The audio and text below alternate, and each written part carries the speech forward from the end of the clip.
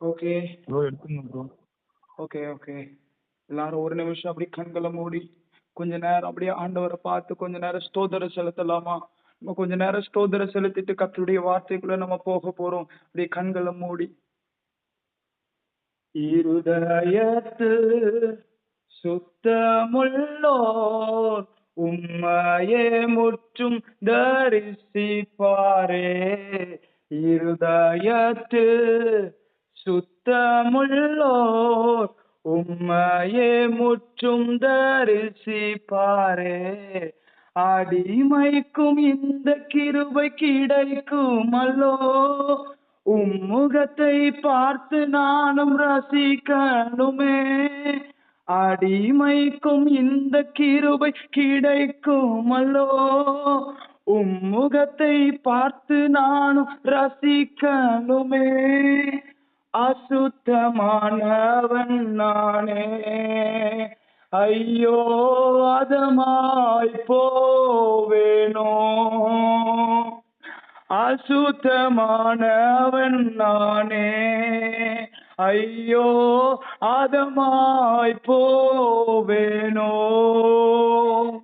கண்களிலும் சுத்தமில்லை, பேச்சிலும் மூச்சிலும் உண்மையில்லை. கண்களிலும் சுத்தமில்லை, பேச்சிலும் மூச்சிலும் உண்மையில்லை. உண்மையுள்ளவர் நீரே என் இயேசுவே, நானே சீர்படுத்துவேன் என்றீரே. உண்மையுள்ளவர் நீரே என் இயேசுவே, நானே சீர்படுத்துவேன் என்றீரே. அசுத்தமானவன் நானே, ஐயோ அதமாய் போவேனோ. அசுத்தமானவன் நானே, ஐயோ அதமாய் போவேனோ. இருதயத்தில் ஸ்திரமில்லை, வலுகி வலுகி போரேனே. இருதயத்தில் ஸ்திரமில்லை, வலுகி வலுகி போரேனே. வாக்கு தந்த இயேசு நீரல்லோ, உன்னை ஸ்திரப்படுத்துவேன் என்றீரே. வாக்கு தந்த இயேசு நீரல்லோ, உன்னை ஸ்திரப்படுத்துவேன் என்றீரே. அசுத்தமானவன் நானே, ஐயோ அதமாய் போவேனோ.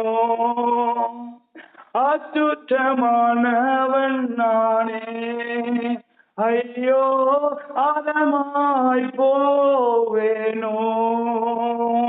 கால்களிலும் பலனில்லை, கைகளும் தளர்ந்து போயிற்றே. கால்களிலும் பலனில்லை, கைகளும் தளர்ந்து போயுற்றே. பலனுள்ள ஆவியானவர் எங்கே, பலப்படுத்துவேன் உன்னை என்றாரே. பலனுள்ள ஆவியானவர் எங்கே, பலப்படுத்துவேன் உன்னை என்றாரே. அசுத்தமானவன் நானே, ஐயோ அதமாய் போவேனோ. அசுத்தமானவன் நானே, ஐயோ அதமாய் போவேனோ. புள்ளின் மேலுள்ள பூவை போல நானும் இருக்கிறேன் இயேசுவே. புள்ளின் மேலுள்ள பூவை போல நானும் இருக்கிறேன் இயேசுவே. உமக்குள் நிலை நிறுத்திட வேண்டுமே, முன்னாளில் வாக்குகளை தந்தீரே. உமக்குள் நீலை நிறுத்திட வேண்டுமே. முன்னாளில் வாக்குகளை தந்தீரே, பரிசுத்தமுள்ளவரே, என்னை பரிசுத்தமாக்கிடுமே. பரிசுத்தமுள்ளவரே, என்னை பரிசுத்தமாக்கிடுமே. என்னை பரிசுத்தமாக்கிடுமே. பரலோக பிதாவே, உம்மை துதிக்கிறோம்பா, உம்மை துதிக்கிறோம், ஸ்தோத்தரிக்கிறோம்பா. உம்முடைய வார்த்தையினால் எங்களை சுத்திகரிக்கிறவர், உம்முடைய வார்த்தையினால் எங்களை தட்டி எழுப்புகிறவர், உம்முடைய வார்த்தையினால் எங்கள் இருதயத்தை அசைய பண்ணுகிறவர். உம்மை துதிக்கிறோம், ஸ்தோத்தரிக்கிறோம்பா, ஸ்தோத்தரிக்கிறோம். பல நேரங்கள்ல எங்களுடைய இருதயம் ஸ்திரம் இல்லாமல் வழுகி வழுகி போகிறது என்கிற கேள்விகள் இருக்கலாம்பா. இது எல்லாவற்றையும் நீர் மாற்ற போகிறதற்காக ஸ்தோத்திரம். எங்களை நீர் ஆயத்தம் பண்ணி கொண்டிருக்கிறதற்காக ஸ்தோத்திரம். பல குறைகள் இருக்கலாம், கைகளும் கால்களும் தளர்ந்து போயிருக்கலாம், பலவீனம் உள்ளவர்களா நாங்க இருக்கலாம், ஆனா பலப்படுத்துகிறவர் கூட இருக்கிறார். சீர்கட்டவர்களா இருக்கலாம், ஆனா சீர்படுத்துகிறவர் கூட இருக்கிறார்.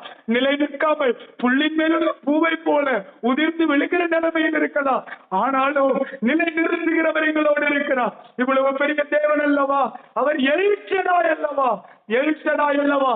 ஓ ரஷ்டே கேள்வியான் சொல்லப்பசி, ஓ ரபா கம்சட்டோலியான் சொல்லசா. சிலருக்குள்ள விசுவாசத்தை ஆண்டவர் உண்டாக்கட்டும்.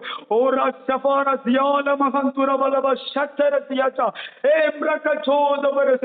அப்படி கொஞ்சம் ஸ்தோத்திரம் செலுத்துங்களேன். உங்க ஆவியில ஒரு பரிபூர்ண விடுதலை உண்டாகட்டும். வசனம் உள்ள நுழைவதற்கு ஏதுவாக இருக்கட்டும். எல்லா கட்டுகளும் உடைக்கப்படட்டும். ஓரமா சந்தர சியாத லபசி இந்த மகந்துநாதன ஹரியந்தரே ஏல்மராதன கம்சச்சாலே அப்ரக சோதியா ஏப்ரக சோத. நான் குறவுள்ளவர் தான், என்னால பயன்பட முடியாதுதான், ஆனா அவர் எல்ஷடாயா இருக்கிறாரு, அவர் சர்வ வல்லமையுள்ள தேவனாய் இருக்கிறாரு. அவர் என்னை பயன்படுத்த முடியும். புரோஜனமற்றதை பயன்படுத்துவதெல்லாம் அவர் ஸ்பெஷலிஸ்ட். அவருக்கு ஸ்தோத்திரம் செலுத்துங்க. நன்றி நன்றி என்று உம்மை துதிக்கிறோம். உம்முடைய பிரசன்னம் எங்க ஒவ்வொருத்தரையும் ஆட்கொள்ளட்டும். ஆவியானவர் எங்களோடு இடைப்படும் என்று ஜெபிக்கிறோம். பரிசுத்த ஆவியானவரே, மனிதனுடைய சத்தம் விருதா, ஆனா தேவனுடைய சத்தம் துணிக்கும்படி நாங்கள் ஜெபிக்கிறோம். நீ அப்படியே கிரியை செய்ய போகிறதற்காக உள்ளத்தின் ஆழத்திலிருந்து உம்மை துதிக்கிறோம், ஸ்தோத்தரிக்கிறோம். இயேசுவின் நாமத்தில் ஆமென், ஆமென், ஆமென். எடுத்தவங்க யாராவது ஒருத்தர் வாசிங்க. ஏசாயா 49 அதிகாரம் 2 வசனம். ஏசாயா 49 அதிகாரம் 2 வசனம். உங்கள் அக்கிரமங்களே உங்களுக்கும் உங்கள் தேவனுக்கும் நடுவாக பிரிவினை உண்டாக்குகிறது. உங்கள் பாவங்களே அவர் உங்களுக்கு செவி கொடாதபடிக்கு அவருடைய முகத்தை உங்களுக்கு மறைக்கிறது. ஏசாயா 49:2. ஏசாயா 49:2. வாயை கூர்மையான பட்டயமாக்கி தமது கரத்தின் நிழலினால் என்னை மறைத்து என்னை துலக்கமான அம்பாக்கி என்னை தமது அம்பரா தூணியிலே மூடி வைத்தார். ஆமென். ஆண்டவர் இந்த டீம்ல உள்ள ஒவ்வொருத்தருக்கும் ஒரு வாக்கு தத்தத்தை கொடுக்கிறார். நான் உன்னை கூர்மையாக்கி உங்களை அம்பரா துணியிலே மூடி வைத்திருக்கிறேன். ஆண்டவர் சிலரோட பேச விரும்புகிறது இதுதான். ஜெபிக்கும் பொழுது ஆவியானவர் திட்டமும் தெளிவுமாக ஒரு காரியத்தை என்னோடு பேசினார். இந்த காரியத்தை சொல்லும்படி ஆண்டவர் சொல்லுகிறார், நான் மறைத்து வைத்திருக்கிற நேரத்துல உங்களை கூர்மையாக்கி கொண்டிருக்கிறேன். அப்படி கண்களை மூடி கொஞ்சம் ஸ்தோத்திரம் செலுத்துங்க. ஆவியானவருக்கு கொஞ்சம் இடம் கொடுங்க. ஜெபத்திலேயே சத்தியத்தை கேளுங்க. ஆவியானவர் நம்ம ஒவ்வொருத்தரையும் அசைக்கட்டும். ஸ்தோத்திர ஆண்டவரே, உம்மை துதிக்கிறோம், ஸ்தோத்தரிக்கிறோம். இன்னொரு கூட வசனத்தை கூட வாசிக்கலாம். ஏசாயா 41 அதிகாரம் 15 வசனம் 16 வசனம். ஏசாயா 41, 15, 16 வசனங்கள். இதோ கூரடிக்கிறதுக்கு நான் உன்னை புதிதும் கூர்மையான பற்களுள்ள எந்திரமாக்குகிறேன். நீ மலைகளை மீது தூக்கி குன்றுகளை பதருக்கு ஒப்பாக்கி விடுவாய். அவைகளை தூற்றுவாய். அப்பொழுது காற்று அவைகளை கொண்டு போய் சுழல் காற்று அவைகளை பறக்கடிக்கும். நீயோ கர்த்தருக்குள்ளே களி கூர்ந்து இஸ்ரவேலின் பரிசுத்தருக்குள்ளே மேன்மை பாராட்டி கொண்டிருப்பார். ஆமென். ஆமென். நமக்கு கொடுக்கிற வாக்குத்தத்தம் இதுதான். ஆண்டவர் சொல்றாரு, புதிதும் கூர்மையான எந்திரமாக்க போகிறார் நம்ம எல்லாரையும். ஆவியானவர் நம்மளோடு திருவுளம் பற்றுகிறது இதுதான், உங்களை நான் இன்னும் கூர்மையாக்க போகிறேன். அப்படி கொஞ்சம் ஸ்தோத்திர செலுத்துங்க. ஆவியானவர் இன்னும் கூர்மையாக்கட்டும் நம்மளை. இந்த இந்த இந்த மெசேஜ் செக்ஷன்லயே ஆண்டவர் நம்மளை இன்னும் கூர்மையாக்கட்டும். அதற்குரிய சகல ஆயத்தங்களையும் அவர் பண்ணட்டும். அப்படி கொஞ்சம் ஸ்தோத்திர செலுத்துங்க. ஆவியானவர் நமக்குள்ள கிரியை செய்யட்டும். அவர் சொல்றாரு, உங்களை நான் கூர்மையாக்க போறேன். ஏதோ பழைய பழைய பழைய பழைய இந்தரத்தை கூர்மையாக்குறது போல இல்ல, ஏதோ பழைய ஒரு கத்தி எடுத்து தீட்டி கொண்டு வருவதை போல அவர் சொல்லவில்லை. அவர் சொல்லுறார், புதிதும் கூர்மையான, புதிதும் கூர்மையான உங்களை புதுசா புதுசா புதுசா புதுசா மாத்த போறாரு. ஆவியானவர் சிலரோட பேசுகிறார். உங்களை புதிதாக புதிதாக மாத்த போகிறேன், உங்களை கூர்மையாக்க போகிறேன், உங்களை கூர்மையாக்க போகிறேன், இன்னும் கூர்மையாக்க போகிறேன். இன்னும் யோசிச்சு பாருங்களேன், நிறைய இடத்துல கூர்மையா இல்லாம ஆவிக்குரிய லைஃப்ல நிறைய இடத்துல கூர்மையா இல்லாதபடினாலதான் ஒண்ணு நம்ம செயலிழந்து போயிருக்கிறோம். யோசிச்சு பாருங்க, பல இடத்துல பிரசங்கம் பண்ணி பல வெட்டு வெட்டுறோம், ஆனா எதுவுமே ஜனங்களுக்குள்ள ஒரு காரியத்தை கொண்டு வரல. வேதத்துல பாத்தீங்கன்னா கர்த்தருடைய வார்த்தை வல்ல சம்பட்டி, அது கண்மனையை நொறுக்கும் என்று எழுதப்பட்டிருக்கிறது. ஆனா அந்த வார்த்தையை நம்ம டெலிவர் பண்றோம், பட் எது என்ன பிரயோஜனம்? ஒரு பிரயோஜனம் இருக்க மாட்டேங்கி. காரணம் என்ன தெரியுமா? அது தீட்டப்படவில்லை, அது புதிதாக்கப்படவில்லை. ஆவியானவர் நம்மளோடு வார்த்தைகளை தெரிவிக்கிறார். உங்களை கூர்மையாக்க போகிறேன், புதிதும் கூர்மையுள்ள எந்திரமாக்க போகிறேன்.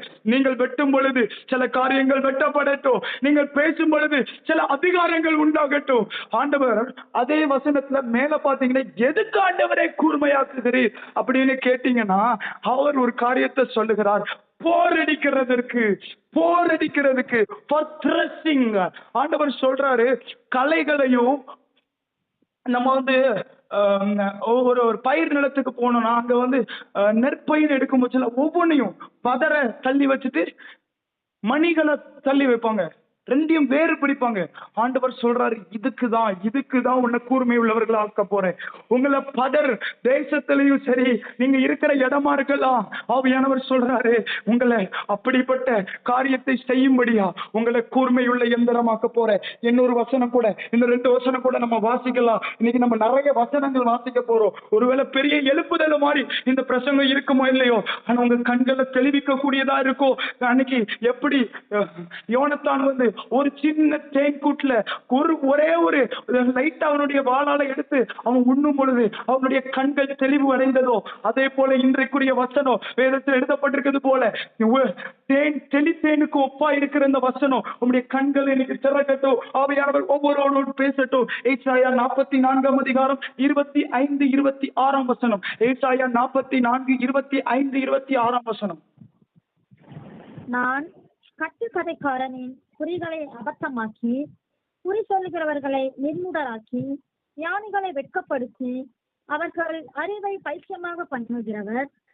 நான் என் ஊழியக்காரரின் வார்த்தையை நிலைப்படுத்தி, என் ஸ்தானாதிபதிகளின் ஆலோசனை நிறைவேற்றி, குடியேறுவா என்று எருசலேமுக்கும் கட்டப்படுவீர்கள் என்று யூதாவின் பட்டணங்களுக்கும் சொல்லி அவைகளின் பாராள ஸ்தலங்களை எடுப்பிப்பவர். ஆமென். இந்த இடத்துல ஊழியக்காரனுடைய வார்த்தையை அவர் நிலைப்படுத்துகிறார். ஒரு காரியத்தை நம்ம நல்லா தெரிஞ்சுக்கிடணும். ஆண்டவர் சொல்றாரு, நீங்க கூர்மையாகாத பட்சத்துல உங்களால போரடிக்க முடியாது. போரடிக்கிறது என்றால் பதரை பிரிப்பதற்கு அது ஒரு அடையாளம். பதரை பிரிப்பதுதான் போரடிப்பது. அப்போ இந்த இடத்துல ஆண்டவர் சொல்றாரு, தேசத்துல குறி சொல்லுகிறது பெருகிருச்சு, விக்கிரக ஆராதனை பெருகிருச்சு, எல்லாம் பெருகி இருக்குது தேசத்துல. இந்த நேரத்துல உன் வார்த்தை நிலைப்பட்டுச்சுன்னா அது எல்லாம் ஒண்ணும் இல்லாம ஆயிரும், அதெல்லாம் ஒண்ணும் இல்லாம ஆயிரும். இப்ப என்ன பிரச்சனை தெரியுமா? இன்னைக்கு நமக்கு என்ன பிரச்சனை தெரியுமா? கூர்மை உள்ளவர்களா நம்ம மாறல, அதுதான் பிரச்சனை. தேவ சமூகத்துல உட்கார்ந்தா தானே அவர் நம்மள கூர்மையா மாத்த முடியும். இன்னைக்கு இருக்கிற பிரச்சனை அதுதான். ஆண்டவர் சொல்றாரு, நீ கூர்மையா இருந்தனா தேசத்துல அப்படி சூனியக்காரன் இருக்க மாட்டான், குறி சொல்றவன் இருக்க மாட்டான், ஞானே வெட்கப்படுத்திடுவேன்னு சொல்றாரு. இன்னைக்கு யோசிச்சு பாருங்க, பைபிளை கொண்டு போய் நிறுத்தினா முட்டாள்னு சொல்றான். இன்னைக்கு ஏன் முட்டாள்னு சொல்றான்? அவனுக்கு படிப்பு பெருசா போச்சு, அவனுக்கு ஞானம் பெருசா போச்சு. அவன் சொல்றான், ஏஐ வந்திருக்கிற நாட்கள்ல நீ பைபிளை கொண்டு நிற்கிறிய, உனக்கு அறிவு இல்லையான்னு கேக்குறான். ஆண்டவர் சொல்றாரு, என் பிள்ளைங்க கூர்மையா இருந்திருந்தா, அவனுடைய வார்த்தை நிலைப்பட்டிருக்கும். அவன் ஊழியக்காரனா இருந்து அவன் வார்த்தை நிலைப்படுத்தி இருப்பேன். அப்பொழுது இதெல்லாம் ஒண்ணுமே இல்லாம இருக்கும். ஆனா என் ஜனங்கள் கூர்மை உள்ளவர்களா இல்லை. தேசத்துல டெக்னாலஜி உயர்ந்திருக்குது, பாகால் உயர்ந்திருக்குது, குறி சொல்றவன் உயர்ந்திருக்கிறான், அசுத்தமா இருக்கிற எல்லாம் உயர்ந்திருக்கு. ஆனா இயேசு உயர்த்தப்படல. காரணம் என்ன தெரியுமா? ஊழியக்கார வார்த்தை நிலைப்படல. இன்னைக்கு நம்ம வார்த்தை நிலைப்படல. ஆண்டவருடைய கதறு, என் ஊழியக்காரன் கூர்மையாக மாட்டானா? ஆண்டவருடைய கதறு, அவன் கூர்மை ஆயிட்டான்னா அவன் வார்த்தை நிலைப்பட்டிருக்குமே. கூர்மை ஆயிட்டான்னா ஒரு வார்த்தை சொன்ன உடனே அது கண்மலையை நொறுக்கி இருக்குமே. இன்னும் அவன் கூர்மையாகவில்லை. ஆண்டவருடைய இருதயத்தின் ஏக்கம். அதனாலதான் அதுல எழுதப்பட்டிருக்குது. நீங்க வாசிச்சு பாத்தீங்கன்னா எழுதப்பட்டிருக்கும். அவன் மலையை அது உடைச்சு நொறுக்கி, வசனத்தில் எழுதப்பட்டிருக்கு, மலையை நொறுக்குவானா. அடுத்த ஒரு வார்த்தை, குன்றுகளை பதருக்கு சமமாக்குவானா. அப்போ ஒருத்தர் கூர்மையான மனுஷனை கொண்டு கர்த்தர் மேன்மையான காரியங்களை செய்ய முடியும். மலைகளை போன்ற தேசத்துல எங்கெங்கெல்லாம் விக்கிரகங்கள் இருக்கிறதோ, மலைகளை போன்று மனிதர்கள் தங்களுடைய மேன்மையை வைத்துக் கொண்டிருக்கலாம், குஞ்சுகளை போன்று மேன்மையை வைத்துக் கொண்டிருக்கலாம். ஆண்டவர் சொல்றார், இவைகளை எல்லாம் பதறாக்கும்படி, நொறுக்கும்படி நான் கூர்மையுள்ளவர்களை எழுப்ப விரும்புகிறேன். ஆண்டவர் சிலரோட பேசுகிறார், நான் எழுப்ப விரும்புகிறேன். நீங்க எழுப்பித்தான் ஆகணும். நீங்க கூர்மையாய் மாறித்தான் ஆகணும். ஒரு நிமிஷம் கண்களை மூடி நீங்க அந்நிய பாஷை பேசுகிறவங்களா இருந்தா ஒரு மினிட் அப்படி டங்ஸ்ல பேசுங்களேன். ஆவியானவர் பேசுறது சிலருடைய இருதயத்துக்குள்ள வார்த்தை போகல. இந்த வசனத்துடைய சீரியஸ்னஸ் உங்களுக்கு புரியல. வார்த்தையை எவ்வளவு சீரியஸா நீங்க எடுக்கிறீங்களோ. இன்னைக்கு ஒரு காரியம் தேசத்துல நடக்குது. ஒருத்தங்க தலையில கை வச்சு தீர்க்க தரிசனம் சொன்னா எல்லாரும் அக்செப்ட் ஆகி ரிசீவ் இட்ன்றாங்க. ஆனா வார்த்தையை யாரும் மதிக்க மாட்டேங்காங்க. வேதத்துல பாத்தீங்கன்னா ஒவ்வொரு இடத்துலயும் ஆண்டவர் சொல்லியிருப்பார், என்னுடைய வேதத்துக்கு பட்சபாதம் பண்ணினீர்கள் என்று சொல்றாரு. இன்னொரு இடத்துல இப்படி சொல்லுகிறார், வேதத்தின் மகத்துவங்களை எழுதி கொடுத்தேன், இதை அந்நிய காரியமா எண்ணுகிறீர்கள் என்று சொல்றாரு. அவர் சொல்ற, உனக்கு தான் எழுதி கொடுத்தேன், நீ வேற யாருக்கும் எழுதி கொடுத்த மாதிரில நடக்கிற அப்படிங்கிறாரு. ஆண்டவர் சிலரோட பேசட்டும். நீங்க இன்னும் கூட பாத்தீங்கன்னா, வேதத்தை கேளாதபடி தன் செவியை அடைத்துக் கொள்ளுகிறவனுடைய ஜெபம் அருவருப்பானது என்று வேதத்தில் எழுதப்பட்டிருக்குது. நீங்க யோசிக்கணும், நீங்க ஜெபிக்கலாம், ஆனா வேதத்துக்கு முக்கியத்துவம் கொடுக்கலனா, வேதத்தை கேட்கலனா, வேதத்துக்குள்ள வாசிக்கலனா, ஆண்டவர் சொல்றாரு, உங்க ஜெபம் அருவருப்பானது. கொஞ்சம் முக்கியத்துவம் கொடுங்கல. ஒவ்வொரு வார்த்தையும் முக்கியத்துவமாக நமக்கு தோணட்டும். கண்களை மூடி ஒரு நிமிஷம் அப்படி ஜெபிங்க. என்னை கூர்மை உள்ளவனாக்கும், என்னை கூர்மை உள்ளவனாக்கும்.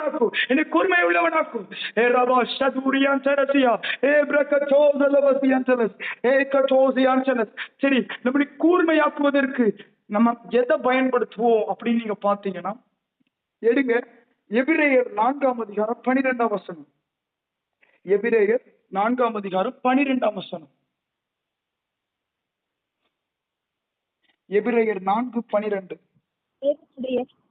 தேவனுடைய வார்த்தையானது ஜீவனும் வல்லமையும் உள்ளதாயும் இருபுறமும் கருப்புள்ள எந்த பட்டயத்தினாலும் கருக்கானதாயும் ஆத்துமாவையும் ஆவியையும் கணுக்களையும் ஊனையும் பிரிக்கத்தக்கதாக உருவ குத்துகிறதாயும் இருதயத்தின் நினைவுகளையும் யோசனைகளையும் வகையறுக்கத்தக்கதாயும் இருக்கிறது. ஆமென். இந்த இடத்துல ஆண்டவர் சொல்றாரு, அவருடைய வார்த்தையுடைய மேன்மை அந்த இடத்துல சொல்றாரு. அப்போ இந்த வசனம் என்ன பண்ணுதானா, இது கருக்குள்ள பட்டயமா இருக்குது. இது என்னையும் வெட்டும், ஏத்தாப்புல இருக்கிறவனையும் வெட்டும். இதுதான். ஆனா இந்த வசனம் வெட்டுதுன்னு வச்சுக்கிடுங்களேன், அவன் சாக மாட்டான், அவன் பிழைப்பான். இந்த வசனத்துக்கு வெட்ட விடுகிறவன் எல்லாம் பிழைப்பான். அதனாலதான் எழுதப்பட்டிருக்கிறது, அது ஆவியையும் ஆத்மாவையும் பிரிக்கத்தக்கதாக உருவ குத்துகிறதாய். அப்போ ஒரு காரியம் நம்ம தெரிஞ்சுக்கணும், இது ஆவியையும் ஆத்மாவையும் பிரிக்கிறது. இன்னைக்கு நிறைய நேரத்துல நமக்கு தேவ சத்தமா இது மனுஷ சத்தமானு கண்டுபிடிக்கிறதுக்கே ரொம்ப கஷ்டமா இருக்குது. இது உண்மையிலே என்கிட்ட கர்த்தர் தான் பேசுறாரா இல்லைன்னா நானா? இதுல எதுக்கு உங்களுக்கு இந்த சந்தேகம் வருதுன்னா, நீங்க இன்னும் ஷார்ப்பனாக்கப்படல, கூர்மையாக்கப்படல. உங்க ஆவியில மாத்திரம் நீங்க கூர்மையாயிட்டீங்கன்னு வச்சுக்கிடுங்களேன், தேவன் பேசுறத தெளிவா உங்களால கேட்க முடியும். ஆண்டவர் இந்த இடத்துல நம்மளோட இடைப்படுகிறது என்ன தெரியுமா? இப்ப எதுக்கு இப்ப கூர்மையாகி இந்த பட்டயத்துக்குள்ள நான் என்ன விட்டு ஏன்னா கூர்மையாக்கப்படணும் அப்படின்னா, ஒரு காரியம் நம்ம தெரிஞ்சுக்கிடணும். இந்த பட்டயம் நமக்குள்ள வரமுச்சுல என்ன நடக்குன்னா, ஆவியும் ஆத்துமாவும் பிரிக்க பிரிக்க முடியுது. அதுக்கு அர்த்தம் என்ன தெரியுமா? நம்முடைய ஆத்துமாவுலதான் சகல சிந்தனைகளும் இருக்குது. சிந்தனைகள் இருக்குது. நான் இந்த முடிவு எடுக்கவா, அந்த முடிவு எடுக்கவா அப்படின்னு இருக்குது. ஆனா இப்ப வசனம் என்ன பண்ணுதுன்னா, இந்த ஆத்துமாவையும் ஆவியையும் கூட டிஃபரன்ஷியேட் பண்ணுகிற அளவிற்கு அதுல ஒரு ஆழமான வல்லமை இந்த வசனத்துக்கு இருக்கு. இந்த வசனம் உள்ள நுழைய மூச்சுல நமக்கு ஈஸியா கண்டுபிடிக்க முடியும். இது ஆவியானவர் தான் பேசுறாரா, இல்ல என்னுடைய ஆத்துமா தான் பேசுதா, இல்ல நான் தான் பேசுறேனாங்கிறத திட்டமும் தெளிவுமா கண்டுபிடிக்க முடியும். அப்போ இப்போ கர்த்தர் தான் பேசுறாருன்னு தெரிஞ்சனா அந்த வார்த்தைக்கு நான் ஒபே பண்ண நான் கூர்மையாகி கொண்டே இருப்பேன்.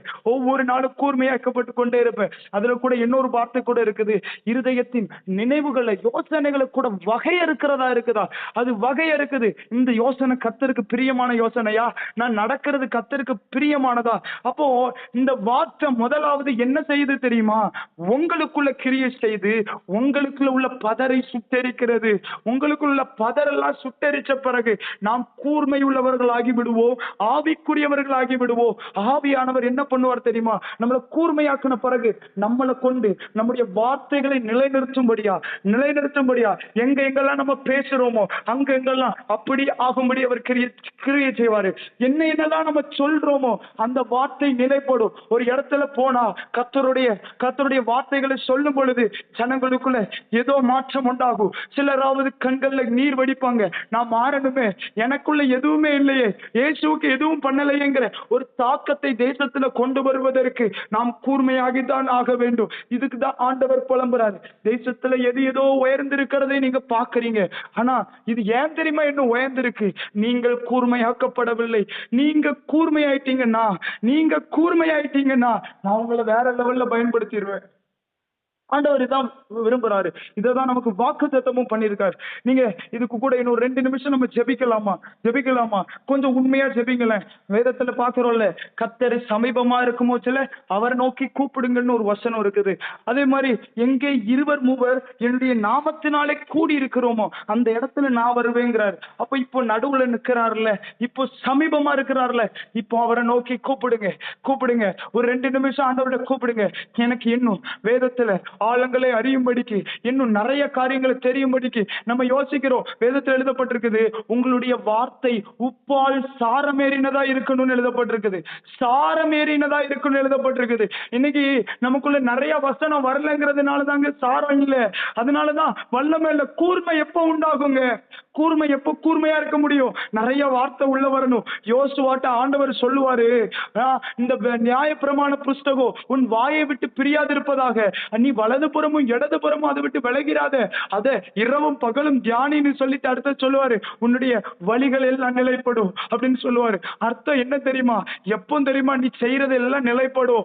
இரவும் பகலும் அவருடைய வேதத்துல தியானமா இருக்கும் போச்சுல, வசனத்துக்கு முக்கியத்துவம் கொடுக்கும் போச்சுல, ஆண்டவர் சாரோடு பேசுகிறார். நீங்க செய்கிற காரியம் ஏன் வாய்க்கலன்னா நீங்க கூர்மையாகல. எது உங்களை கூர்மையாக்கணும்? கர்த்தருடைய வசனம். உங்கள் கருக்குள்ள பட்டயம் உங்களை தீட்டி தீட்டி தீட்டி தீட்டி நம்மளை கூர்மையாக்கும். நிறைய பேர் வசனத்துக்கு ஒப்பு கொடுக்கிறது இல்ல. ஆண்டவர் சிலரோட சொல்லுகிறார், வசனத்திற்கு முக்கியத்துவம் கொடுங்க. உங்களை நான் தீட்டட்டும். உங்களுடைய வார்த்தை உப்பால் சாரமேறினதாய் மாறட்டும். உங்கள் வாய்கள் கூர்மையாகட்டும். உங்க வாய் கூர்மையாக எழுதப்பட்டிருக்குது. இதுதான் இந்த டீமோட பேசணும். ஆவியானவர் என் இருதயத்துல பலமாய் உணர்த்தின காரியம். அவர் சொன்ன ஒரே காரியம் இதுதான். அவர்களுடைய நாவுகள் முதலாவது கூர்மையாக்கப்பட வேண்டும். எப்படி? வேதத்தில் எழுதப்பட்டிருக்குது, ஆசாரியர்களுடைய நாவல வேதத்தை தேடுவார்கள் என்று எழுதப்பட்டிருக்குது. யார் ஆசாரியர்கள் என்று வேதத்துல பாத்தீங்கன்னா வெளிப்படுத்தல் 1-ஆம் அதிகாரம் 6-ஆம் வசனத்தில் எழுதப்பட்டிருக்குது. அவருடைய இரத்தத்தினால கழுவப்பட்டவர்கள் அவருக்கு முன்பாக பரலோக பிதாவுக்கு முன்பாக ஆசாரியராகவும் ராஜாக்களுமாக இருக்கிறார்கள் என்று எழுதப்பட்டிருக்குது. கர்த்தர் சொல்லுகிறார், இன்னைக்கு தேசத்தில் உள்ள சகல ஜனங்களும் உன் நாவல வேதத்தை தேடணும். உன் நாவு வசனங்களால் நிரம்பட்டும். அப்படி ஜெபிங்க. ஒரு நிமிஷம். கர்த்தர் சகல கட்டுகளை உடைக்கட்டும். இன்னைக்கு சிலருக்குள்ள வசனத்துக்கு மேல உள்ள ஒரு வாஞ்சை வரட்டும். ஏன் பிரோஜனம் இல்லாம இருக்கிறோம்? ஏன்னா உங்க வார்த்தையில உப்பால சாரம் வைக்கப்படல, வசனத்தினால நீங்க நிரம்பல. ஏன் பிரோஜனம் இல்ல?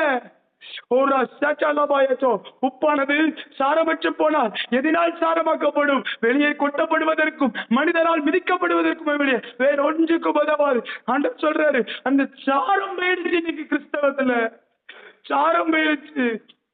இந்த சாரம் உண்டாயிருச்சுன்னா இப்படி இருக்க மாட்டாங்களே ஜனம். இன்னைக்கு ஏங்க மொட்டை கிறிஸ்தவம் ஒண்ணுக்கு பிரோஜனம் இல்லாம கிறிஸ்தவம் இருக்குது. ஓய் காட் சொல்றாரு, அவங்க சாரமேற்றப்படல, அவங்களுடைய தன்மை இழந்து போயிட்டாங்க. வசனம் தான் அவங்களுடைய அடையாளம், அது அவங்களுக்குள்ள பிரவேசிக்கல. ஏனோ தானோ 10 நிமிஷம் ஒரு ஏனோ தானோன்னு வார்த்தையை வாசிட்டு போறாங்க. ஆண்டவர் இருதயத்தின் கதறல் இது. ஆண்டவர் ஒவ்வொருத்தரையும் சொல்றார், உன்னை கூர்மையாக்க விரும்புகிறேன், உன் வாயை கூர்மையாக்க விரும்புகிறேன். நீ சில வசனத்தை பேசும் போதிலேயே சிலர் மனம் திரும்பும்படியா உன் நாவல வாக்கு வல்லமையை கொடுக்க விரும்புறேன். வேதத்துல பாத்தீங்கன்னா ஸ்தேவானுடைய ஞானத்துக்கு முன்பாக ஒருவனாலும் நிக்க முடியலையா? அப்போ யோசிச்சு பாருங்களேன், நிக்க முடியலன்னா காரணம் என்ன? ஆவியானவர் ஆன் த ஸ்பாட்ல நியாயப்பிரமாணம் முழுசையும் சொல்லி கொடுத்தாரா? கிடையாது. அவர் ஞாபகப்படுத்துகிறவர். எப்படி பேசுறோம்? எப்படி ஒரு இடத்துல பிரசங்கம் பண்ணா வார்த்தை உண்டுகிட்டே இருக்கு, எப்படி வருது? ஏற்கனவே வாசித்ததை அவர் ஞாபகப்படுத்துவார். இயேசு எதை சொன்னாரோ அதை திரும்ப ஞாபகப்படுத்துறதுதான் பரிசுத்த ஆவியானவருடைய வேலை. இது யோசிச்சு பாத்தீங்கன்னா, ரட்சிக்கப்படாம ஒரு கூட்டம் நிறைய வசனத்தை மக்கப் பண்ணிருப்பாங்க. அவங்களுக்கு ஏற்ற நேரத்துல எந்த வார்த்தையை பயன்படுத்தணும்னு தெரியாது. ஆனா ரட்சிக்கப்பட்டு அபிஷேகம் பண்ணப்பட்டவனுக்கு வசனங்கள் அவன் மனப்பாடம் பண்ணி வைத்திருந்தால் ஏற்ற நேரத்துல பரிசுத்த ஆவியானவர் அதை வெளிப்பாடுகளாய் கொண்டு வருவார். கண்களை மூடி எப்படி ஜெபிங்க. நம்ம கூர்மையாக்கப்பட்டது ஆகணும், நம்ம சாரமேற்றப்பட்டது ஆகணும். ஆண்டவர் ஏக்கத்தோடு இருக்கிறார். ஒரு கூட்டம் உண்மையிலே சாரமாக்கப்படணும். உங்க வார்த்தை நிலைப்பட்டுட்டு வசனத்துக்கு மேல உள்ள வசனம் உள்ள நுழைய மூச்சுல ஆவியானவர் கிரியை செஞ்சிருவாருங்க நமக்குள்ள. அப்புறம் நம்முடைய நாவு கூர்மை உள்ளதாயிரும். அதுக்கப்புறம் குறி சொல்றது நடக்காது. நம்ம தூத்துனா காரியம் மாறுதலா முடியும். அந்த வசனத்தை வாசிச்சு பாத்தீங்கல்ல, ஏசாயா 41 16 வசனம் நினைக்கிறேன், அதுல எழுதப்பட்டிருக்கு, நீ தூற்றுவாய், அப்பொழுது சுழல் காற்று வருமா, சுழல் காற்று வந்து தேவையில்லாதெல்லாம் நீக்கிருமா. அப்ப என்ன சொல்ல வராது தெரியுமா? நீ அந்த இடத்துல நிறைய இடத்துல தூற்றுவாய்ன்னு சொல்றது, ஒரு இடத்துல ஃபேன் எழுதப்பட்டிருக்கு, ஃபேன் நீ விசிறுவ அப்படின்னு எழுதப்பட்டிருக்குது. இன்னொரு இடத்துல விண்ணோன்னு எழுதப்பட்டிருக்கு, விண்ணோ அப்படின்னு எழுதப்பட்டிருக்குது. இது எல்லாம் அதான் குறிக்குது. அப்போ நீ ஒவ்வொரு செய்கைகளிலையோ நீ பேசும் மூச்சிலையோ ஒவ்வொரு காரியத்தையும் நீ அந்த அந்த அசுத்தங்கள்லாம் நீங்கணும்னு நினைச்சிட்டு ஒரு இடத்துல நீ பேசுறல்ல, பேசும் மூச்சிலேயே என்ன நடக்கும் தெரியுமா? ஒரு சுழல் காற்று வரும். அது வேற யாரும் இல்லை, அது பரிசுத்த ஆவியானவர். சடுதியாய் ஒரு சுழல் காற்று நீங்க பேசுகிற இடமெல்லாம் பரிசுத்த ஆவியானவருடைய வல்லமை ஆட்கள். அவர் இந்த ஜனங்களுக்கு முன்னாடி உள்ள எல்லா அழுக்கையும் அசுத்தங்களையும் அவர் சுழல் காற்றுக்குள்ள இருந்து வந்து எல்லாவற்றையும் சுட்டெரித்து போட போகிறார். அப்படிப்பட்ட வல்லமை. அதான் சிலரை போரடிக்க பண்ணும்படியா அப்படி ஜெபிங்க. இன்னைக்கு அந்த கிருபை வரட்டும். இன்னைக்கு வேதத்துல உட்காருகிற கிருபை உங்க மேல வரட்டும். இன்னையில இருந்து வசனத்துக்கு முன்னாடி உட்கார பத்தில ஆவியானவர் உங்களுக்கு சொல்லிக் கொடுக்கட்டும். ஏன்னா வாக்கு பண்ணவர் அவர்தானே சொல்றாரு, உன்னை கூர்மையாக்க வேண்டும். மாம்ராஜா இல்ல பசையச்சா இசாச்சா கச்சோசையச்சா இப்ரகச்சோ தலபசியச்சா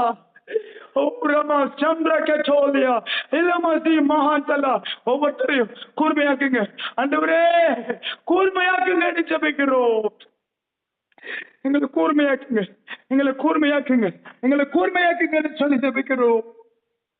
வார்த்தை கூர்மையாக்கப்பட்டார், வாய் கூர்மையாக்கப்பட்டார்.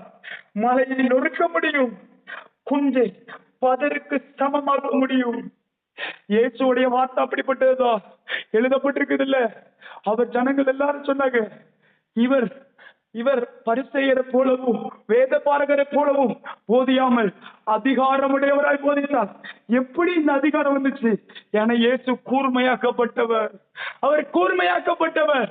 வசனத்தால் ஒருவன் எப்ப நிரம்புகிறானோ, எப்ப ஒருத்தன் வசனத்தினால நிரம்புகிறானோ அவனுக்கு தெரியும் அதிகாரம் உண்டாகும். இயேசு எல்லாரும் மாதிரியும் இல்ல. அவர் பேசினா something will happen. அவர் பேசினா ஜனங்களுடைய இருதயம் திரும்பும்.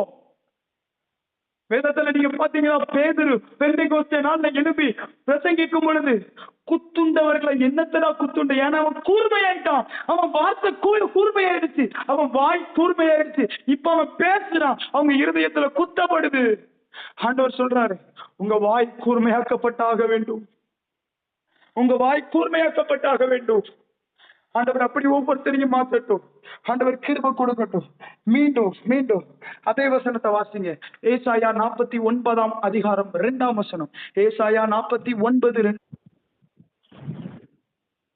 அவர் என் வாயை கூர்மையான பட்டயமாக்கி தமது கரத்தின் நிழலினால் என்னை மறைத்து என்னை துலக்கமான அம்பாக்கி என்னை தமது அம்பார தூணிலே மூடி வைத்தார்.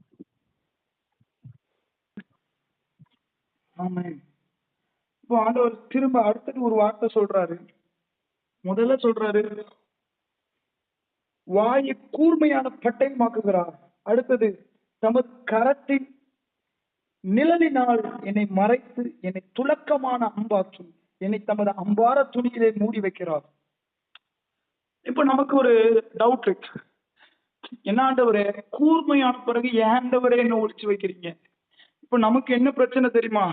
நிறைய நேரத்துல நான்லாம் ஒரு தடவை ஆண்டவர்கிட்ட கேட்டேன், ஆண்டவரே நிறைய சொல்லி கொடுக்குறீங்களா ஆண்டவரே, ஏன் ஆண்டவரே என்ன பயன்படுத்தக்கூடாது? எதுக்கு பயன்படுத்தக்கூடாது?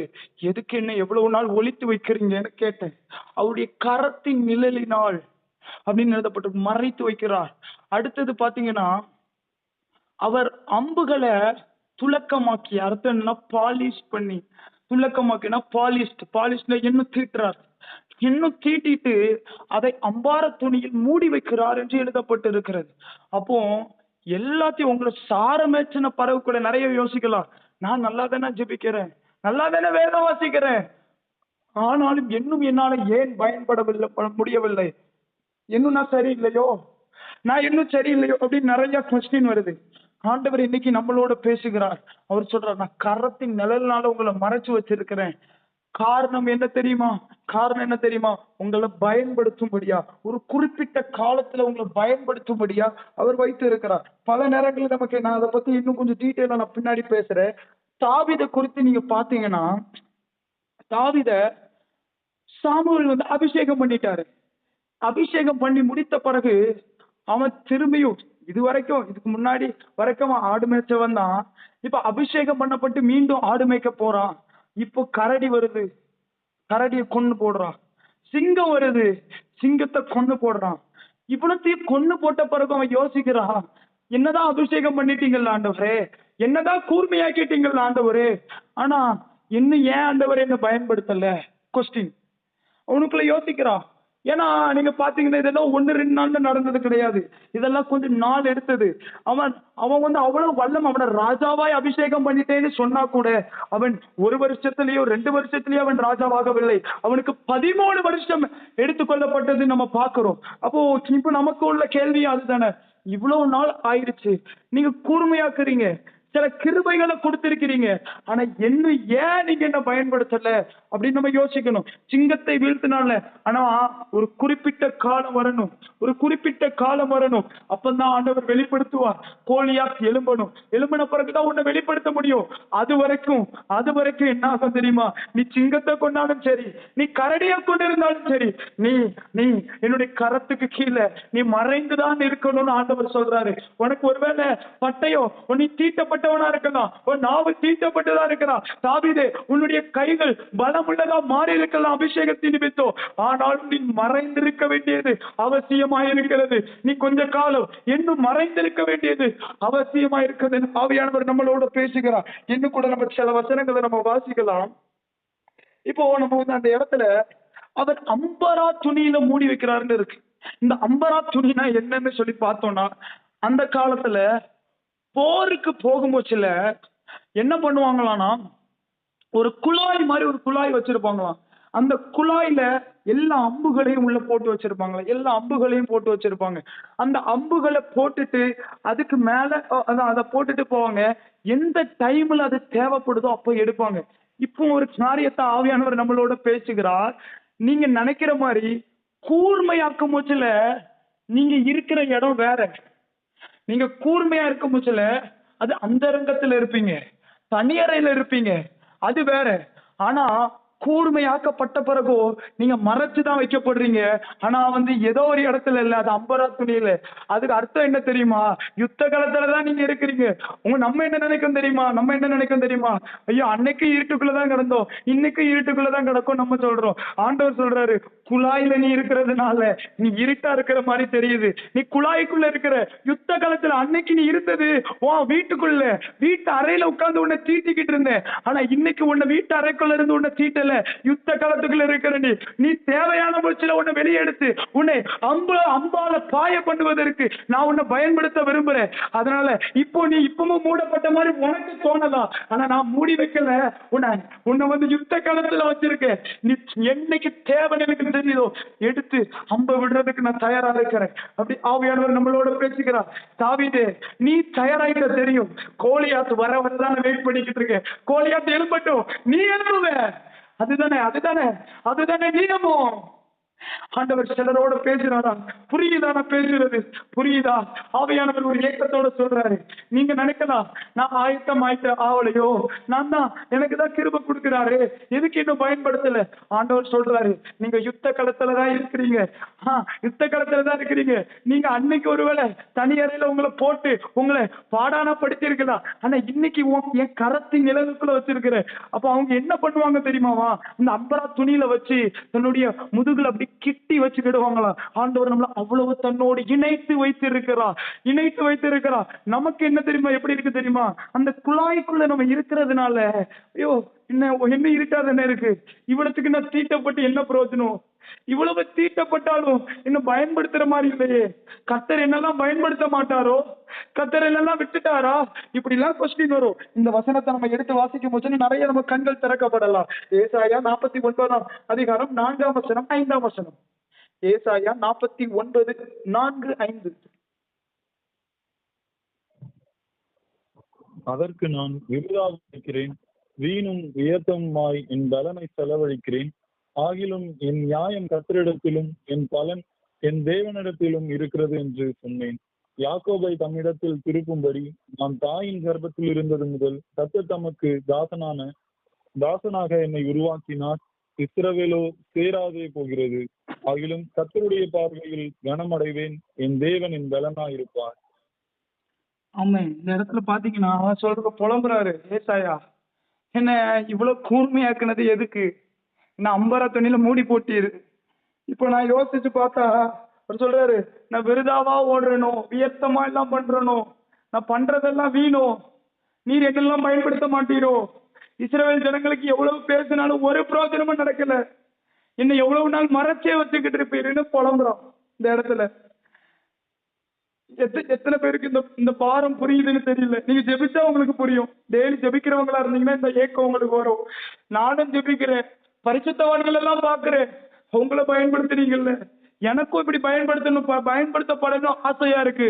ஆனா நீங்க என்ன மறைச்சு வச்சிருக்கிறீங்களே, மறைச்சு வச்சிருக்கீங்களே. ஆண்டவர் சொல்றாரு, முன்னாடி வச்ச மாதிரி உன்னை ஏதோ ஒரு கூடாரத்துக்குள்ள ஒண்ணு மறைச்சு வைக்கல. வேதத்துல இன்னொரு இடத்துல இருக்கு, தீங்கு நாளில் உன்னை கூடார மறைவில் ஒழித்து வைக்கிறாருன்னு எழுதப்பட்டிருக்குது. அப்போ கூடாரத்துக்குள்ள வைக்கிறது ஒரு நாள் இருக்கிறது. ஆனா இது அடுத்த கட்டம். ஆண்டவர் சொல்றாரு, இப்போ நீ மறைந்துதான் இருக்கிற, ஆனா என் கரத்துக்குள்ள ஒரு மறைந்து இருக்கிற. எதுக்கு தெரியுமா? இந்த கரத்துக்குள்ள மறைந்திருப்பது ஏதோ நீ பயன்படக்கூடாதுங்கிறதுக்காக அல்ல. என் கரத்துக்குள்ளதான் இருக்கிற. ஏன்னா எரிய போறேன், அந்த அம்பை எரிய போறேன். நீ இப்ப என் கைக்குள்ள இருக்கிறதுனால உனக்கு எல்லாம் இருட்டா இருக்குது. உன்னை கரத்தின் மறைவுக்குள்ள இருக்கிறதுனால உனக்கு எல்லாம் இருட்டா இருக்குது. ஆனா நீ ஒண்ணு தெரிஞ்சுக்க, உன்னை பயன்படுத்துவதற்காக தான் உன்னை இங்க கூட்டு வந்திருக்கிற, உன்னை எரிவதற்காக அப்படின்னு சொல்றாரு. நீங்க வேதத்துல என்ன கூட நீங்க யோசிச்சு பாத்தீங்கன்னா, பலவான்கள் கையில் உள்ள அம்புக்கு ஒப்பா இருக்கிறதுன்னு எழுதப்பட்டிருக்குது. பலவான்கள் கைகளில் உள்ள அம்புக்கு ஒப்பா இருக்கிறதுனா அர்த்தம், நீங்க பாத்தீங்கன்னா ஒரு பலவான் வாலிபன் பலவான் கையில் உள்ள அம்புக்கு ஒப்பா இருக்கிறான்னு எழுதப்பட்டிருக்குது. அப்போ ஒரு ஆஃப்டர் ஆல் ஒரு ஒரு ஒரு பலவான் கையில் இருந்தா அப்படி இருக்குன்னா, கர்த்தர் பயங்கரமான பராக்கிரமசாலி என்று எழுதப்பட்டிருக்குது. கர்த்தரோ பயங்கரமான பராக்கிரமசாலியா இருக்கிறார் என்று எழுதப்பட்டிருக்குது. அவருடைய கரத்துல நீங்க அம்பாய் மாறிவிட்டீர்கள், ஆனால் நீங்கள் கூர்மையாக்கப்பட்ட அம்பா இருந்தீங்கன்னா அது எவ்வளவு பெரிய பலனை கொடுக்கும். வேதத்துல பாத்தீங்கன்னா யோசுவா 24 12 கர்த்தர் குளவிகளை அனுப்புகிறார். குளவிகளை அனுப்பி எமோரியரை வீழ்த்துகிறார். இஸ்ரவேல் ஜனங்களுக்கு விரோதமா எமோரியர்களின் 2 ராஜாக்கள் வரும் பொழுது கர்த்தர் பயன்படுத்தின அம்பு என்ன தெரியுமா? அது குளவிதான். அந்த குளவிகளே அவர்களை முறியடித்ததை நம்ம பார்க்கிறோம். குளவிகளை முறியடிக்கிறது. இப்ப கர்த்தர் சொல்லுகிறார், நான் குளவியையே என் கரத்தில் இருந்து அனுப்பும் பொழுது அது இவ்வளவு வல்லமையாக போகுமானால் வேதத்துல என்ன பாத்தீங்கன்னா, எகிப்து தேசத்துல பல வாதைகளை கொடுக்கும் போதுல, மந்திரவாதிகள் தாங்கள் அற்புதம் செய்யும் போதுல அவங்களும் என்னென்னலாம் கர்த்தர் செய்யறாரோ அதெல்லாம் அவங்களும் செய்யறாங்க. தவளையை உண்டாக்குறாங்க, என்னென்னலாமோ செய்யறாங்க. ஆனா கர்த்தர் பேன்களை உண்டாக்கும் போதுல அவங்களால பேன்களை செய்ய முடியல. எதுக்கு தெரியுமா? அவங்க சொன்னாங்க, இது கர்த்தருடைய கரம், இது கர்த்தருடைய கரம் என்றார்கள். ஆண்டவர் சொல்றார், அந்த பயங்கரமான கரத்துக்குள்ளதான் உங்களை நான் வச்சிருக்கிறேன். நீங்க நினைக்கிற மாதிரி ஏதோ பயன்படுத்த மாட்டாருங்கிற ஒரு பயத்துல இல்ல, உங்களை பயன்படுத்தும்படியா என் கரத்தில் எடுத்து வச்சிருக்கிறேங்கிறாரு. கூர்மையாக்கப்பட்டீர்கள். ஆனால் அவர் சொல்றாரு, யுத்த காலத்துல உங்களை கொண்டு போயிருவேன். அங்க போன பிறகு கொஞ்ச நாள் மறைவில் இருக்கிற மாதிரி தெரியும், ஆனா ஒரு நாள் வரும் பொழுது உங்களை எடுத்து பயன்படுத்துவேன். நம்ம ஒரு காரியத்தை நம்ம பார்க்கலாம். இப்போ எல்லா இடத்துலயும் யுத்தோடு சொன்னா முக்கியமா எல்லாருக்கும் ஒரு பயம் என்ன தெரியுமா? நியூக்ளியர் வெப்பன் யூஸ் பண்ணிடுவாங்களோ, இதுதான் ஒரு பயம். நியூக்ளியர் வெப்பன்னா கிட்டத்தட்ட ஒரு இடத்துல போடப்பட்டா 16 to 20 கிலோமீட்டருக்குள்ள உள்ள எல்லாம் சுக்கு நூறாய் போய்விடுமா, எல்லாமே போய்விடுமா. 16 கிலோமீட்டர்ல இருந்து 20 கிலோமீட்டர் ஒரு பெரிய பாதிப்பை உண்டாக்கி விடுமா. இப்போ ஆண்டவர் சொல்றாரு, ஒரு தேசிய ராணுவத்திலிருந்து புறப்படுகிற ஒரு நியூக்ளியர் பாம்போ ஒரு அட்டாமிக் பாம்போ இவ்வளவு பெரிய காரியத்தை செய்யுமானால், நானோ பயங்கரமான பராக்கிரமசாலியா இருக்கிறேன். என் கரத்திலிருந்து அம்புகள் பாயுமானால் தேசத்துல நீ என்னென்னலாம் செய்ய முடியும்? ரேங்கார்ட் போன்கே ஆண்டவர் எடுத்தார். அவரை ஆண்டவர் அம்பாக்கி, துலக்கமான அம்பாக்கி ஆப்பிரிக்காவில் அனுப்பினார். 7.9 கோடி ஜனங்களை ஆதாயப்படுத்தும்படியா ஆண்டவர் கிருபை கொடுத்தார். இப்ப ஆண்டவர் நம்மளிடத்துல சொல்றாரு, நீங்க துலக்கமான அம்பாகிறதுக்கு ஒப்பு கொடுங்க, நான் உங்களை எடுத்து எரியட்டும். சில இடங்களை, பல கிலோமீட்டர்களை அசைக்கும்படியா ஒரு அக்கினியை உங்க மேல நான் போடட்டும்ங்கிறாரு.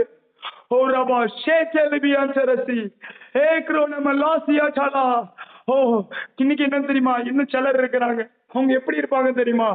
தாங்கள் அம்பரா துணியில இருக்கிறதே தெரியாது. நீங்க வேதத்துல பாத்தீங்கன்னா கிதியோன்ட்ட கர்த்தர் சொல்றாரு, பராக்கிரமசாலியே தேவன் உன்னோடு இருக்கிறாருன்னு சொல்றாரு. பராக்கிரமசாலியே தேவன் உன்னோடு இருக்கிறாருன்னு சொல்றாரு. இப்போ கிதியோனுக்கு கேட்காரு, தேவன் எங்களோடு இருந்தா எங்களுக்கு ஏன் இப்படி நடக்கணும்? இதே வார்த்தை மாதிரியே வேற ஒருத்தன்னு சொன்ன மாதிரி நம்ம யோசிக்கிறோம்ல. ஏசாயா சொன்னார்ல, நான் வியர்த்தமா அலைகிறேன், எந்த பிரயோஜனமும் இல்லை. இப்போ ஆண்டவர் அதுக்கு அவர் சொல்றாரு, அந்த இடத்துல இன்னும் கூட கிதியோன் கேட்பாரு. அவர் கேட்பாரு, பூர்வ காலத்துல அற்புதம் செஞ்சீங்கல்ல, அந்த அற்புதம் எல்லாம் எங்கப்பா போச்சு? நீங்க கூட இருந்தா ஏன் எங்களுக்கு இப்படி நடக்கணும்?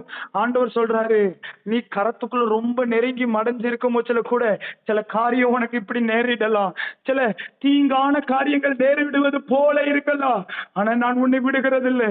தெரிஞ்சுக்கோ கிதியோனே, நீ தான் அந்த அம்பு. நீ இன்னைக்கு உனக்கு பலன் இல்லைன்னு நினைக்கலாம், ஆனா உனக்கு இருக்கிற இந்த பலத்தோடு போ, நீ மீதியான முறியடிப்பான்னு சொல்லி ஆண்டவர் அனுப்புறாரு. அன்னைக்கு ஒரே நாள்ல அவன் எக்காலத்தை மூதும் பொழுது ஒரு கூட்ட ஜனங்கள் அவனை பின்பற்றி வருகிறார்கள். இதெல்லாம் கர்த்தருடைய செயல் அல்லவா?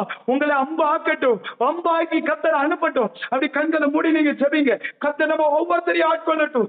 ரிபாலா சந்தரவலபோ இகாதன சந்தரா ஏபி கரூசியா தலபா சந்தலபசியாச்சா ஏம்ப்ரக சோதலபஸ். இன்னும் கூட ஒரு 2-3 வசனத்தை நம்ம வாசிக்கலாமா? கர்த்தர் நம்முடைய கண்களை இன்னும் திறக்கட்டுமே. மார்க்கு 4ஆம் அதிகாரம் 26 இருந்து 29 வசனம் வரை. மார்க்கு 4ஆம் அதிகாரம் 26 இருந்து 29 வசனம் வரை. எடுத்தவங்க வாசிங்க.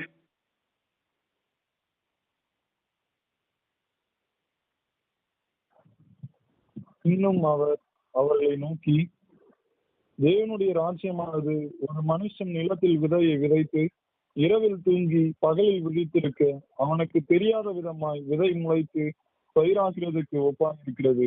எப்படி என்றால், நிலமானது முன்பு முளையையும் பின்பு கதிரையும் கதிரிலே நிறைந்த தானியத்தையும் பலனாக தானாய் கொடுக்கும். பயிர் விளைந்து அறுப்பு காலம் வந்தவுடனே அறுக்கிறதுக்கு ஆட்களை அனுப்புகிறான் என்றார். ஆமென். இந்த இடத்துல நீங்க பாத்தீங்கன்னா, தேவனுடைய ராஜ்யம் ஒரு விதைக்கு ஒப்பா இருக்கிறது. அதை விதைச்சு நீங்க பாத்தீங்கன்னா அது எப்படி வளரும்னா, நீங்க நம்ம நினைக்கிறோம் இன்னைக்கு நான் ஜெபிக்கிறேன், இன்னைக்கு வேதம் தியானிக்கிறேன், ஒரு ரிசல்ட்டுமே இல்லாத மாதிரி இருக்கலாம். ஆண்டவர் சொல்றாரு அது எப்படி இருக்கும் தெரியுமா? தூங்குறது போலதான் இருக்குமா. தூங்க முச்சில நம்மள அறியாமையே அந்த அந்த விதை வளருமா.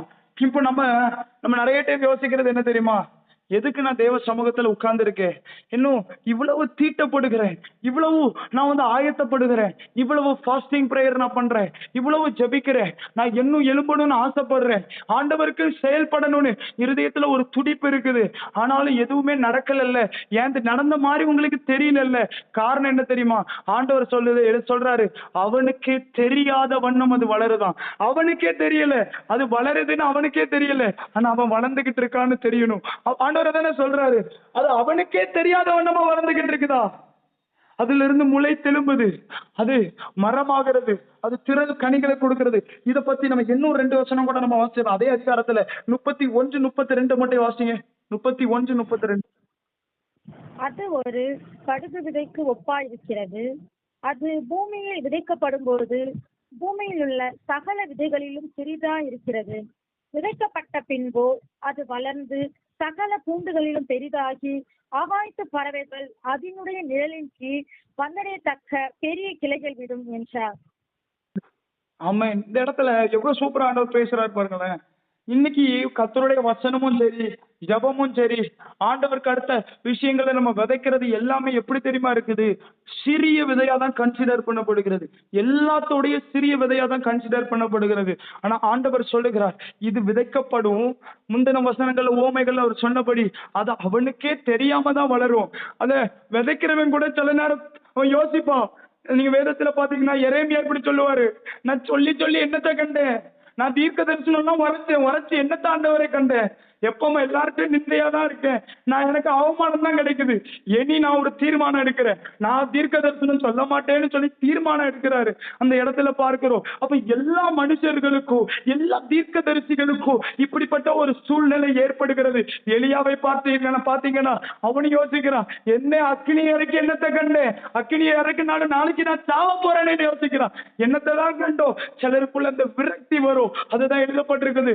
அவனுக்கே தெரியாது. வசனம் என்னத்துக்கு, ஜெபிச்சு என்னத்துக்கு, என் கண்ணு முன்னாடி அற்புதத்தை நான் பார்க்கவா செய்றேன், எதுவும் தான் நடக்கலையே. சில நேரங்கள்ல நமக்கு அப்படிதான் இருக்குது. ஆனா ஆவியானவர் சொல்றாரு, இல்ல உனக்கு தெரியாம நீ வளர்ந்துகிட்டு இருக்க.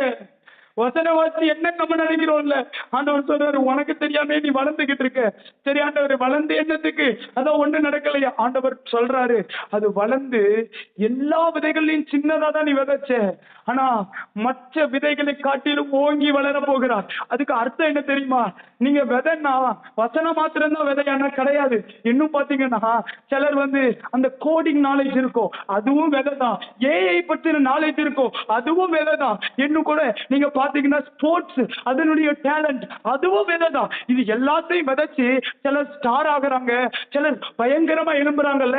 ஆண்டவர் சொல்றார், இவர்கள் எல்லாரை காட்டிலும் உன்னை மேன்மையானவர்களா மாற்றக்கூடியது இந்த வசனம். இது சிறியதாக தான் கன்சிடர் பண்ணப்படுகிறது. ஆனா மற்ற விதைகளை காட்டிலும், மற்ற மரங்களை காட்டிலும், மற்ற செடி கொடிகளை காட்டிலும் பெரியதாய் வளர்ந்து அது சகல ஆகாயத்து பறவைகளுக்கும் நீங்கள் பயனுள்ளவர்களாய் மாறும்படிய அது பெரிய விருட்சமாக, பெரிய மரமாக அது மாறுகிறது ஆண்டவர் சொல்லுகிறார்.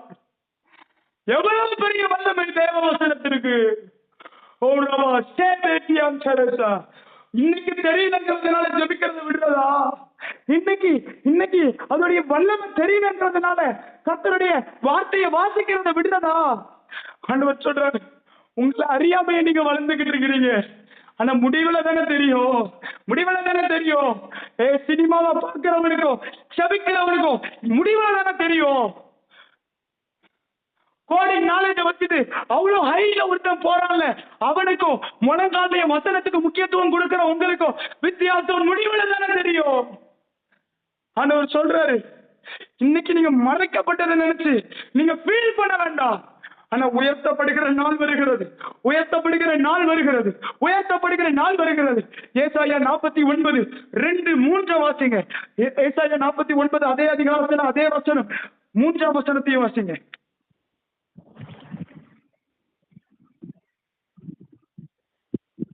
அவரின் வாயை கூர்மையான பட்டயமாக்கி தமது கரத்தின் கீழினால் என்னை மறைத்து என்னை துலக்கமான அம்பாக்கி என்னை தமது அம்பார தூணிலே மூடி வைத்தார். அவர் என்னை நோக்கி, நீ என் தாசன் இஸ்ரவேலே, நான் உன்னில் மகிமைப்படுவேன் என்றார். ஹல்லேலூயா. ஆண்டவர் நம்மளை பார்த்து சொல்றாரு, நான் உன்னில் மகிமைப்படுவேன். ஆண்டவர் சொல்றாரு, இவ்வளவு தூரம் உன்னை கூர்மையாக்கியே, உன்னை அம்பார துணியில போட்டு வந்தது உன்னை பயன்படுத்தாம விடுறதுக்கு நினைக்கிறியா? இல்ல, நீ என்னில் மகிமைப்படுவாய். ஏசாயாவே, நீ நினைக்கலாம் நானும் என்னெல்லாமோ பண்றேன்பா, நீங்க சொல்றதெல்லாம் செய்யறேன், அட ஒரு ரிசல்ட் இல்லையே நீ யோசிக்கலாம். ஆனா ஆண்டவர் சொல்றாரு, நான் உன்னில் மகிமைப்படுவேன். நீ செயல்படுறதெல்லாம், ஜெபிக்கிறதெல்லாம் வீணான்னு யோசிக்கிற மாதிரி சூழ்நிலை வரலாம். நான் என்ன செஞ்சு என்னத்துக்கு? கர்த்தர் என்ன இறங்க மாட்டேங்காரேன்னு யோசிக்கலாம். அவர் எனக்கு கிருபைகளை தருகிற மாதிரி தெரியலையேன்னு யோசிக்கலாம். ஆனா ஆண்டவர் சொல்றாரு, இல்ல இஸ்ரவேலே, ஏசாயாவே, நீ என் தாசன், நான் உன்னில் மகிமைப்படுவேன். அந்த நாட்கள் வருகிறது. வேதத்துல பார்த்தோம்னா ஆண்டவர் சொல்றாருல, மத்தேயு 5ஆம் அதிகாரத்துல 13-16 வசனம் வரை நீங்க வாசிச்சீங்கன்னா அவர் சொல்றாரு, விளக்கை கொளுத்தி அதை மரக்காலால் மூடி வைக்காமல் அதை விளக்கு தண்டின் மேல் வைப்பார்கள், அப்பொழுது அது எல்லாருக்கும் வெளிச்சம் கொடுக்கும். அப்போ அவர் சொல்றாரு, என்ன உன்னை தீட்டி நான் அம்பார துணியில கொண்டு வந்தது உன்னை மரக்கால மூடி வைக்கிறது இல்ல, விளக்கு தண்டின் மேல வைக்க போறேன். மலையின் மேல இருக்கிற பட்டணம் மறைந்திருக்க மாட்டாது. ஆண்டவர் உங்களோட பேசுகிறார், நீங்கள் இனி மறைந்திருப்பதில்லை. கூர்மையாக்கப்பட வேண்டிய நேரத்துல ஒப்பு கொடுங்க கூர்மையாக்குறதுக்கு. ஒருவேளை கூர்மையாக்கின பின்பு கூட நம்ம இன்னும் மறைக்கப்பட்டது போல தோணலாம். ஆனா ஆண்டவர் சொல்றார், இப்போ நீங்க மறைக்கப்படவில்லை.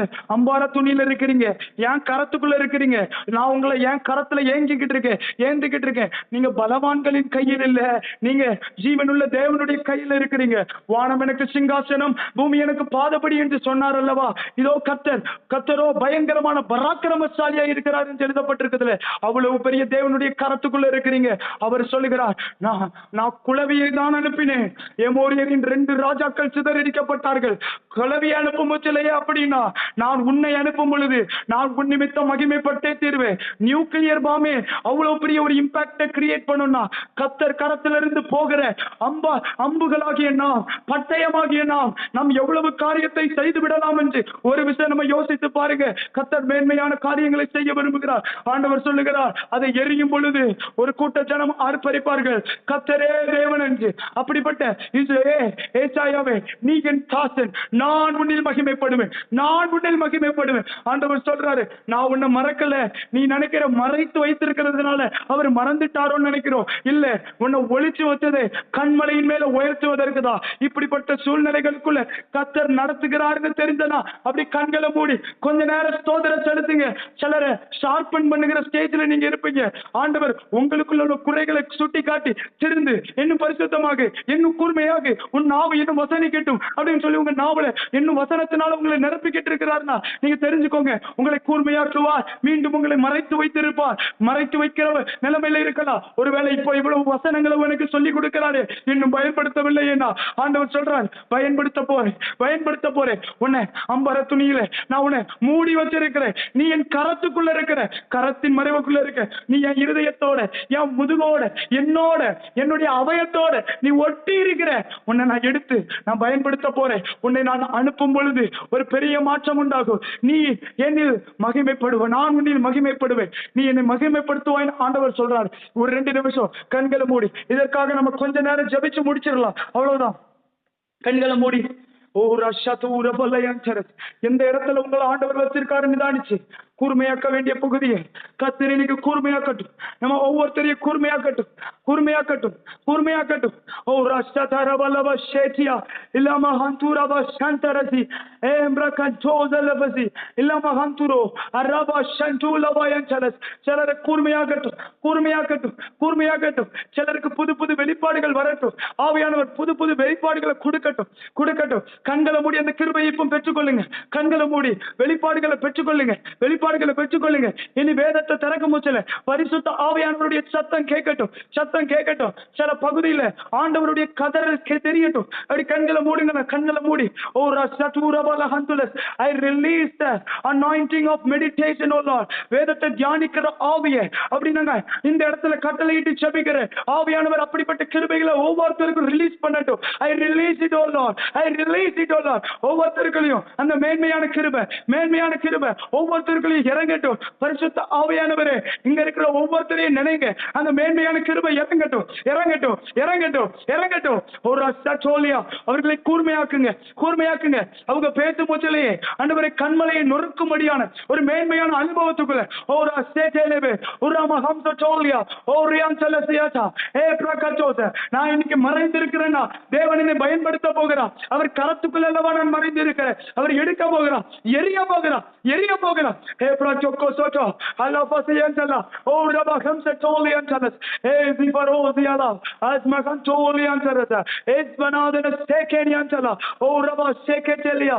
ஆவியானவரே, இங்க ஒவ்வொருத்தரையும் கூர்மையாக்குகிறதுக்காக நன்றி. மறைத்து வைத்திருக்கிற எங்களை வெளிப்பட போக பண்ணுகிறதுக்காக ஸ்தோத்திரம். வெளிப்பட்ட பிறகு கோலியாத்து வீழ்ந்து கிடக்கிறத பார்ப்போம். ராஜாக்கள் சங்காரமாக பார்க்க போறோம். தேசத்துல விக்கிரங்கள் வைக்கப்பட்டு போக போகிறது. எல்லா கிரியைகள் அழிக்கப்பட போகிறது. குறி சொல்லுகிறது நிற்கப்பட போகிறது. மலைகள் எல்லாமே தகர்க்கப்பட போகிறது. குன்றுகள் பதருக்கு சமாதானமாக போகிறது. கர்த்தர் அப்படிப்பட்ட கிருபைகளை நம்ம ஒவ்வொருத்தர் மேலையும் வைக்கிறாரு. அப்படி ஸ்தோத்திரம் செலுத்துங்களேன். நன்றி ஆண்டவரே, நன்றி என்று உண்மை துதிக்கிறோம், ஸ்தோத்தரிக்கிறோம். எங்களை தாழ்த்துறோம். நாங்க ஒண்ணுமில்லை, எங்களை தாழ்த்தி ஒப்பு கொடுக்கிறோம். இயேசுவின் நாமத்தில் செபிக்கிறோம் நல்ல பிதாவே, ஆமென்.